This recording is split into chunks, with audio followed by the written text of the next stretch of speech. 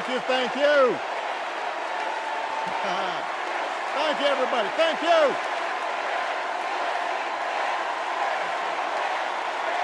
Thank you. Thank you. All right. That's enough. Thank you, thank you. Chicago! It's good to be home. It is good to be home, and I don't know about you, but I'm feeling fired up.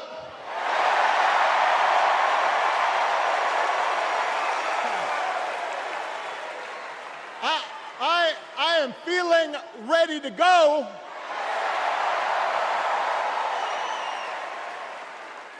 Even if I am the only person stupid enough to speak after Michelle Obama.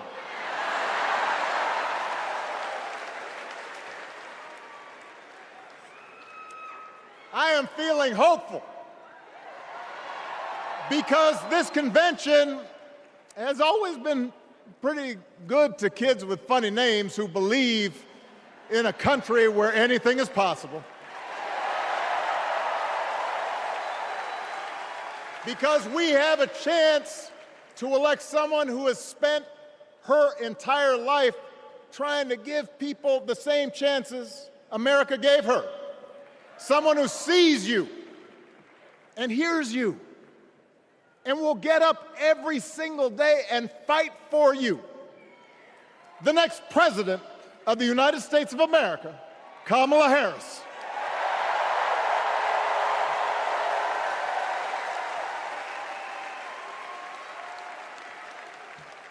It's been 16 years since I had the honor of accepting this party's nomination president. And I know that's hard to believe because I have not aged a bit. But it's true. And looking back, I can say without question that my first big decision as your nominee turned out to be one of my best. And that was asking Joe Biden to serve by my side as vice president.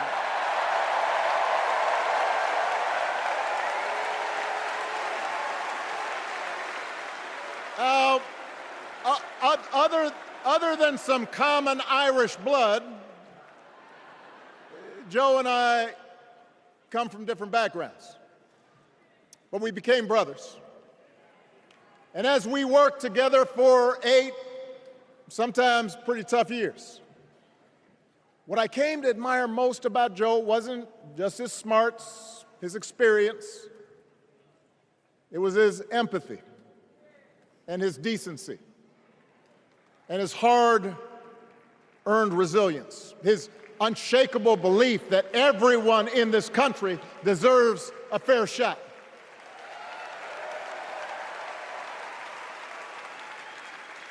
And over the last 4 years, those are the values America has needed most.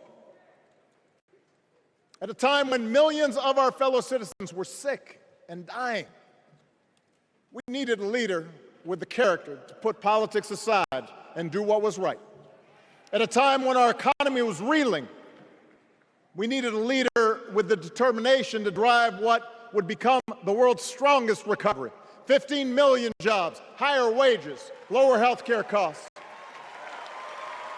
At a time when the other party had turned into a cult of personality, we needed a leader who was steady and brought people together and was selfless enough to do the rarest thing there is in politics, putting his own ambition aside for the sake of the country.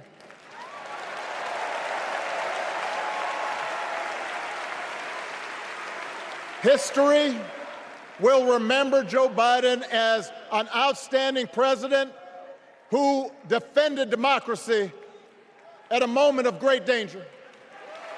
And I am proud to call him my president, but I am even prouder to call him my friend.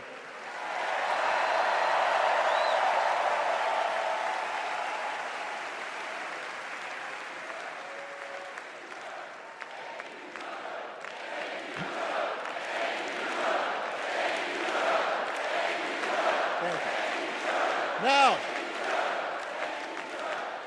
the torch has been passed. Now it is up to all of us to fight for the America we believe in. And make no mistake, it will be a fight. For all the incredible energy we've been able to generate over the last few weeks, for all the rallies and the memes, this will still be a tight race in a closely divided country. A country where too many Americans are still struggling, where a lot of Americans don't believe government can help. And as we gather here tonight, the people who will decide this election are asking a very simple question. Who will fight for me? Who's thinking about my future, about my children's future, about our future together? One thing is for certain: Donald Trump is not losing sleep over that question.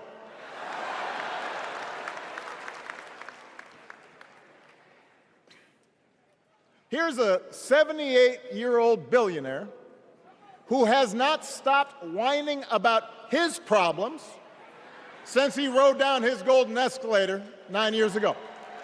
It has been a constant stream of gripes and grievances that's actually been getting worse now that he's afraid of losing to Kamala.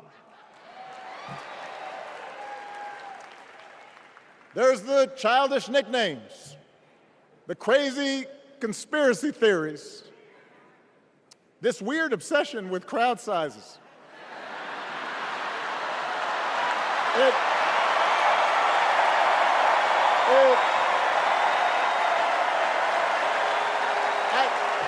It just goes on and on and on. The other day I heard someone compare Trump to the neighbor who keeps running his leaf blower outside your window every minute of every day.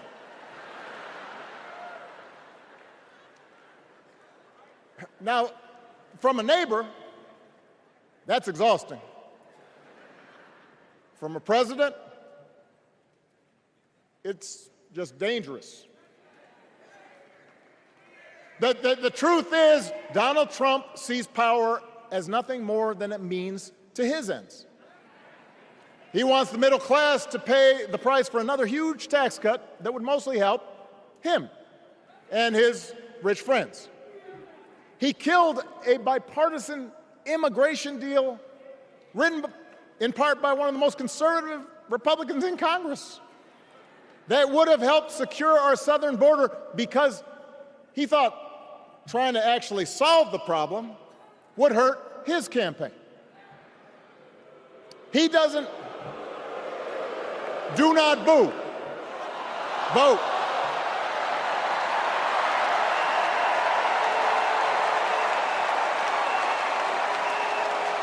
He doesn't seem to care if more women lose their reproductive freedom, since it won't affect his life. And most of all, Donald Trump wants us to think that this country is hopelessly divided between us and them, between the real Americans, who of course support him, and the outsiders who don't. And he wants you to think that you'll be richer and safer if you will just give him the power to put those other people back in their place. It is one of the oldest tricks in politics, from a guy whose act has, let's face it, gotten pretty stale. We do not need 4 more years of bluster and bumbling and chaos. We have seen that movie before, and we all know that the sequel is usually worse.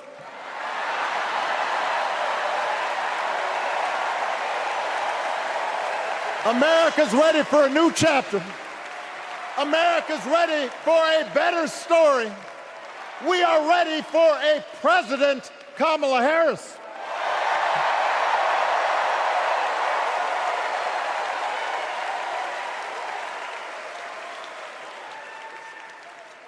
And Kamala Harris is ready for the job. This is a person who has spent her life fighting on behalf of people who need a voice and a champion. As you heard from Michelle, Kamala was not born into privilege. She had to work for what she's got. And she actually cares about what other people are going through. She's not the neighbor running the leaf blower. She's the neighbor rushing over to help when you need a hand. As a prosecutor, Kamala stood up for children who had been victims of sexual abuse. As an attorney general of the most populous state in the country, she fought big banks and for-profit colleges, securing billions of dollars for the people they had scammed. After the home mortgage crisis, she pushed me and my administration hard to make sure homeowners got a fair settlement. Didn't matter that I was a Democrat. Didn't matter that she had knocked on doors for my campaign in Iowa. She was going to fight to get as much relief as possible for the families who deserved it.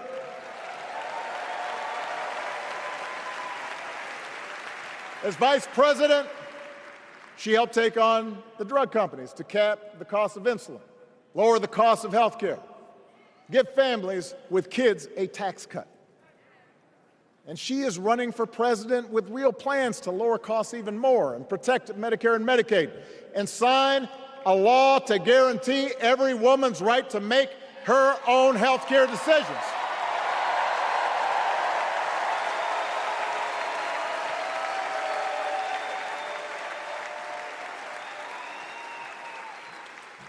In other words, Kamala Harris won't be focused on her problems.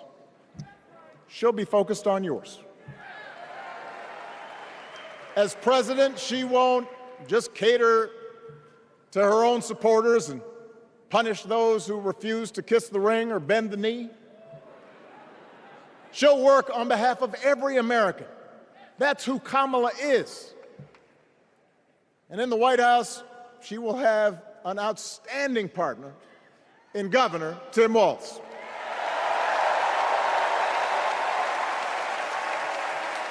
Let me tell you something. Let me tell you something. I love this guy. Tim is the kind of person who should be in politics.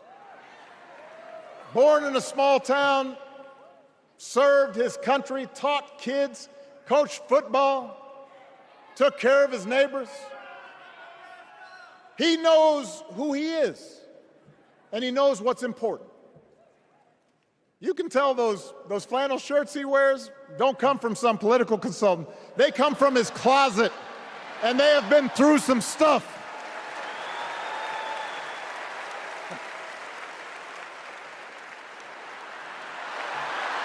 They have been through some stuff.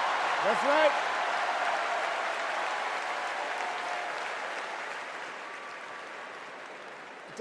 Together, Kamala and Tim have kept faith with America's central story. A story that says we are all created equal. All of us endowed with certain inalienable rights, that everyone deserves a chance, that even when we don't agree with each other, we can find a way to live with each other. That's Kamala's vision.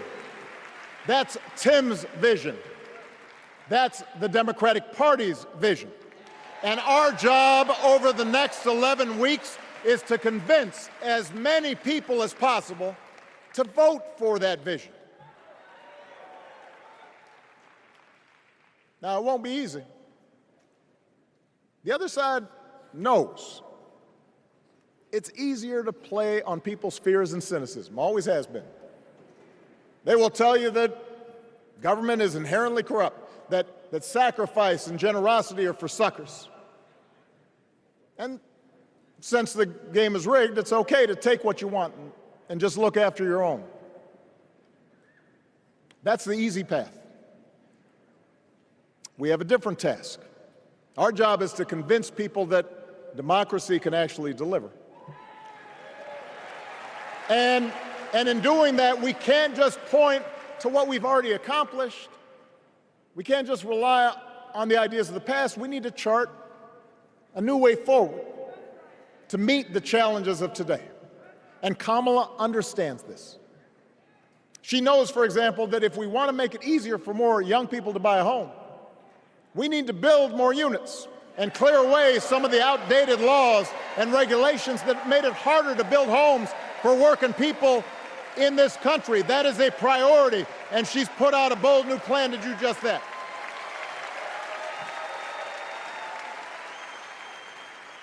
On health care, we should all be proud of the enormous progress that we've made through the Affordable Care Act, providing millions of people access to affordable coverage, protecting millions more from unscrupulous insurance practices. I noticed, by the way, that since it's become popular, they don't call it Obamacare no more.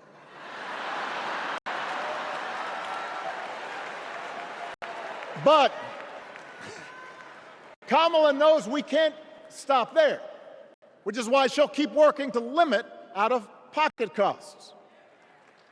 Kamala knows that if we want to help people get ahead, we need to put a college degree within reach of more Americans.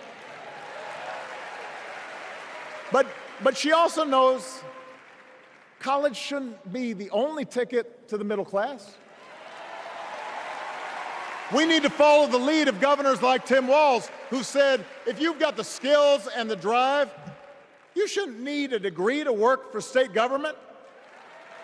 And in this new economy, we need a president who actually cares about the millions of people all across this country who wake up every single day to do the essential, often thankless work, to care for our sick, to clean our streets, to deliver our packages. We need a president who will stand up for their right to bargain for better wages and working conditions. And Kamala will be that president.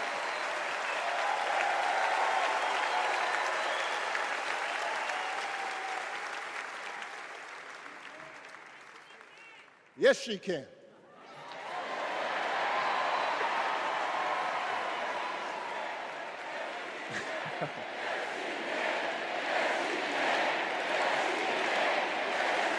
Yes, she can.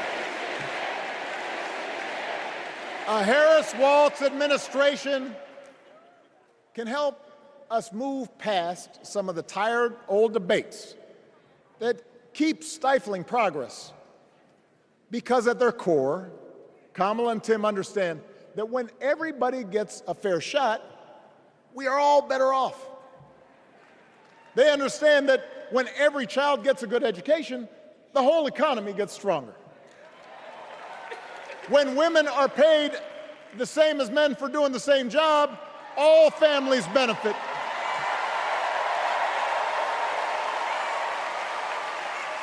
They understand that we can secure our borders without tearing kids away from their parents, just like we can keep our streets safe while also building trust between law enforcement and the communities they serve and eliminating bias. That will make it better for everybody.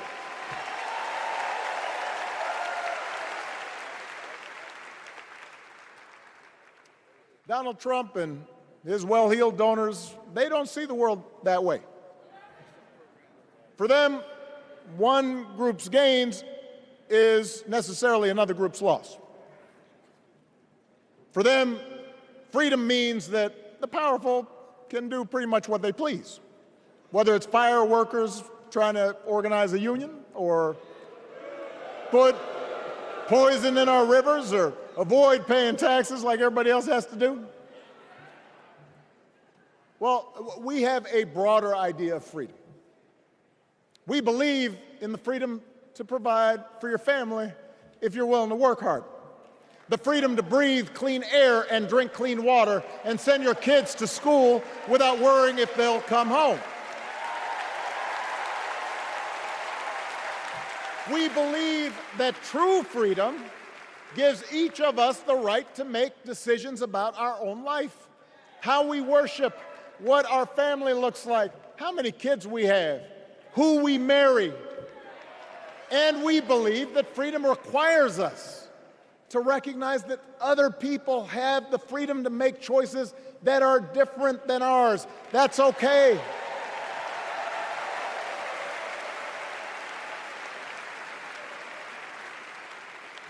That's the America Kamala Harris and Tim Walz believe in.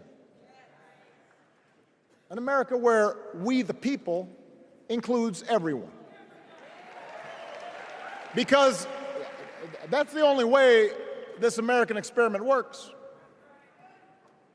And despite what our politics might suggest, I think most Americans understand that.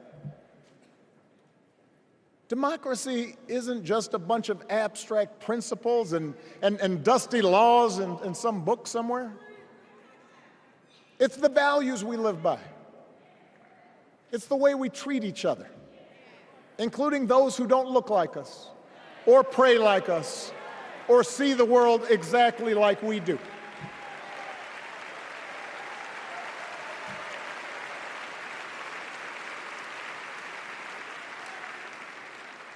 That sense of mutual respect has to be part of our message. Our politics have become so polarized these days that all of us across the political spectrum seem so quick to assume the worst in others, unless they agree with us on every single issue. We start thinking that the only way to win is to scold and shame and out-yell the other side. And after a while, regular folks just tune out, or they don't bother to vote. Now, that approach may work for the politicians who just want attention and thrive on division, but it won't work for us to make progress on the things we care about, the things that really affect people's lives. We need to remember that we've all got our blind spots and contradictions and prejudices, and that if we want to win over those who aren't yet ready to support our candidates, we need to listen to their concerns and maybe learn something in the process. After all, if a parent or grandparent occasionally says something that makes us cringe, we don't automatically assume they're bad people. We recognize that the world is moving fast, that they need time and maybe a little encouragement to catch up. Our fellow citizens deserve the same grace we hope they'll extend to us.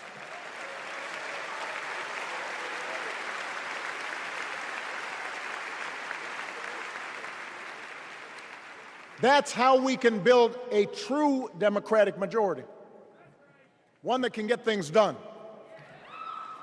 And by the way, that does not just matter to the people in this country. The rest of the world is watching to see if we can actually pull this off.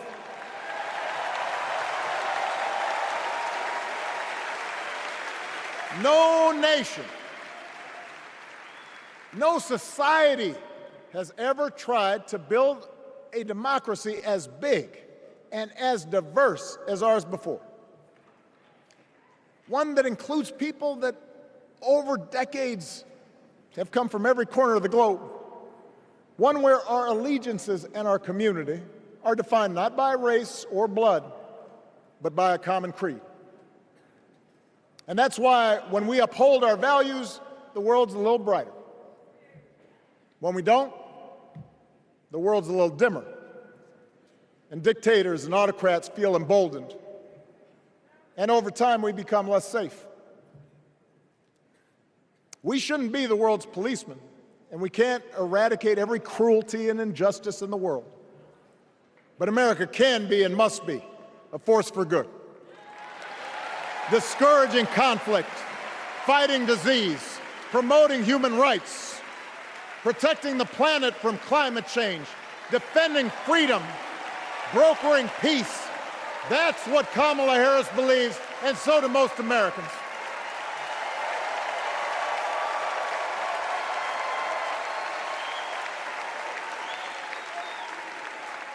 Uh,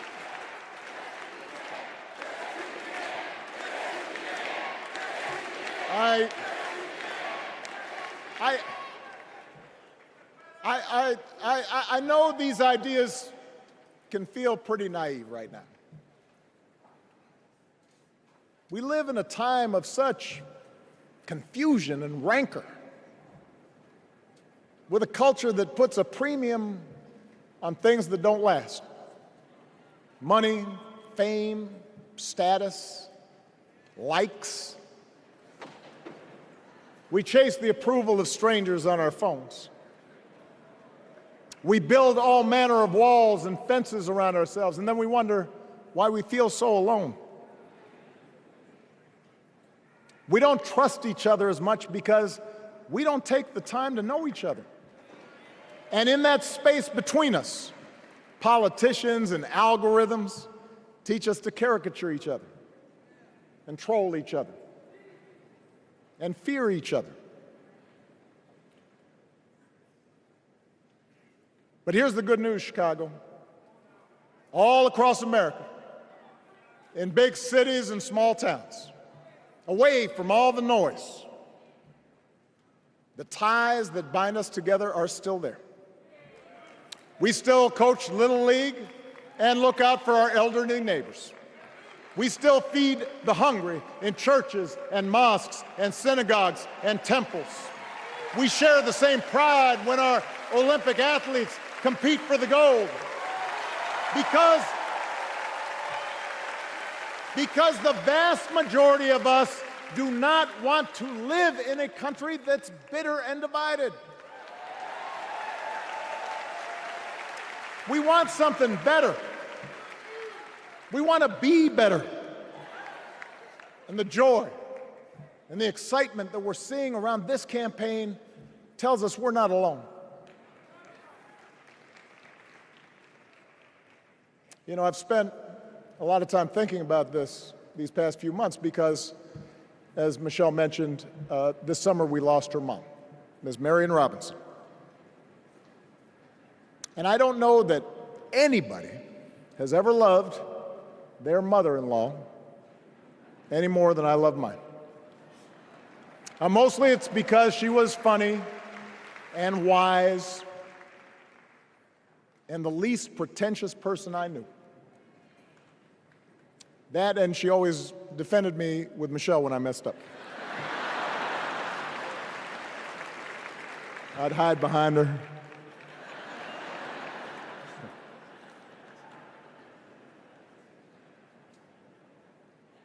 But I also think one of the reasons Mary and I became so close was she reminded me of my grandmother, the woman who helped raise me as a child.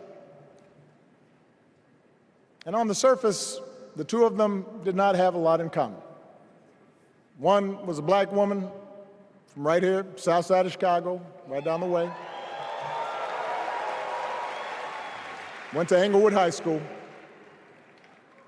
The other was a little old white lady born in a tiny town called Peru, Kansas.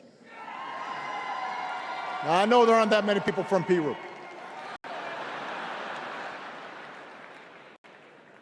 And yet they shared a basic outlook on life. They were strong, smart, resourceful women, full of common sense, who, regardless of the barriers they encountered, and women growing up in the 40s and 50s and 60s, they encountered barriers. They still went about their business without fuss or complaint and provided an unshakable foundation of love for their children and their grandchildren. In that sense, they both represented an entire generation of working people who, through war and depression, discrimination and limited opportunity, helped build this country. A lot of them toiled every day at jobs that were often too small for them and didn't pay a lot. They willingly went without just to keep a roof over their families' heads, just to give their children something better.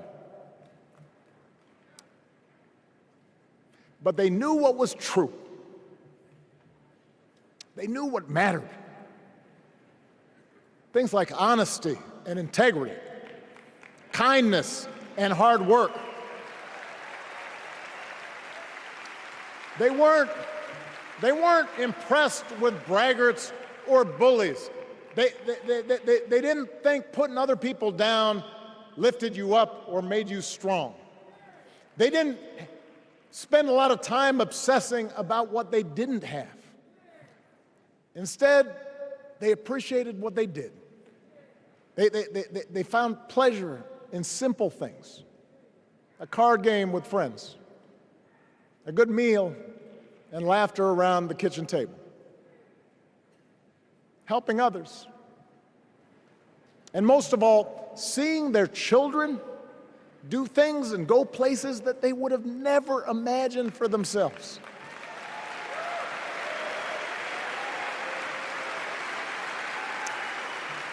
Whether you are a Democrat or a Republican or somewhere in between, we have all had people like that in our lives. People like Kamala's parents, who crossed oceans because they believed in the promise of America. People like Tim's parents, who taught him about the importance of service. Good, hard-working people who weren't famous or powerful, but who managed in countless ways to leave this country just a little bit better than they found it. As much as any policy or program, I believe that's what we yearn for. A return to an America where we work together and look out for each other. A restoration of what Lincoln called, on the eve of civil war, our bonds of affection. An America that taps what he called the better angels of our nature. That is what this election is about. And I believe that's why, if we each do our part over the next 77 days, if we knock on doors, if we make phone calls, if we talk to our friends, if we listen to our neighbors, if we work like we've never worked before, if we hold firm to our convictions, we will elect Kamala Harris as the next President of the United States, and Tim Walz as the next Vice President of the United States. We will elect leaders up and down the ballot who will fight for the hopeful, forward-looking America we all believe in, and together we too will build a country that is more secure and more just, more equal and more free. So let's get to work. God bless you, and God bless the United States of America.